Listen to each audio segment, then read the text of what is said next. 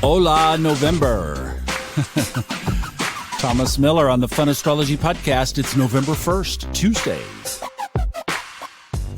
We're going to talk about Venus today. There are no exact direct aspects up over our head, but we have this one tomorrow where Venus conjoins the south node of the moon, and I want to unpack that a little bit here. Venus is in, of course, Scorpio. That puts it across from the north node and Uranus in Taurus. And if we stretch our rubber band of orbs just a little bit, then that's in a T-square to Saturn. I'm going to use some of these slower days to talk about the whole Venus star thing. We addressed this on an upcoming Old Soul, New Soul episode. Great question, but I want to explore it here as well because the whole Venus star, Venus pentagram, the cycles, the 100-year cycle, the 8-year cycle, it's all very fascinating. As a transit, this aspect doesn't carry as much weight as it certainly would in a natal chart, but you basically have Venus, the south node, the north node, Uranus, the sun if you stretch it, and Saturn if you stretch it, all in this T-square aspect. And let's not forget, today, this morning, the moon is at about 10 degrees Aquarius, is right in the middle of that T-square as it transits through Aquarius today, going void of course tomorrow morning. And because this aspect, Venus and the south node, is in Scorpio, whatever it is, whatever bones it's digging up are deeply buried bones. I'm looking at a chart of 517 this morning. And just so happens that that aspect, as I'm looking at this particular chart set to Asheville, North Carolina, is in the second house of money, ruled by Venus. What is one of the big debates and discussions of the day? Inflation, money. Cryptocurrency or digital currencies, money. Control of those digital currencies, money. I even saw a video as I was convalescing over the weekend where somebody was speculating. I've been doing this. I've been speculating. How could all of this unwind? What does this look like, that this challenge that everybody says that we're getting ready to embark on? How could the money change? Because everybody's, I think, now swallowed the red-blue pill that says that could happen. What this one person was speculating was that based on a blockchain kind of technology, it would not be money. No money. It would be points based on behavior. Ooh, let that one soak in as Pluto moves into Aquarius. The other big theme as we think about this aspect today is relationships. It's love. It's our passions, predominantly magnified by Scorpio. And aspecting the south node, the sky is asking us to look inside at where we still have hang-ups in one or more of these areas ruled by Venus. That could also encompass harmony and balance, aesthetics, cleaning the place up, if you will.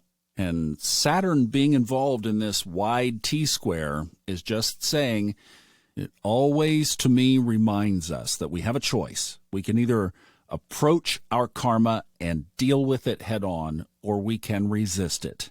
If we so choose to deal with it head on, then we get a lasting foundation. We get a whole new platform. If we choose to resist it, we get Lord Karma. And Saturn and its cousin Pluto can be very effective when they need to be. Now, that's the aspect in the sky today. So the resolution of this is to deal with the karma in those areas, deal with things that might be hangnails in your life that could just be clipped off and taken care of. And then you're left wide open with a whole new opportunity for rebuilding that paradigm in all kinds of new ways. Because remember, Uranus is also at the table on this. I mentioned in, I think, Saturday's episode that I literally was told to do this trading that I've been working on. Well, it has completely revamped and restructured my money paradigm. Still a work in progress, but boy, has it made a difference. Well, how much work have I had to do in order to get over some of those old, deep south node of the moon, karmic money wounds that were dragged into this lifetime from no telling how many other lifetimes that I had to finally wrestle with and deal with. And remember, we're under Saturn-Pluto's energy. Once in 250 years minimum that we will see this ever again. So much in my own life has super transformed under this aspect. Now let's look at this another way. What if you come to this aspect and you say, well, Venus and South Node. My relationship is actually very good, and we've been together for a long time. It's better now than it ever has been. Money, I actually draw it in, I attract it, or at least I manage it well, and there are no issues. I have no qualms.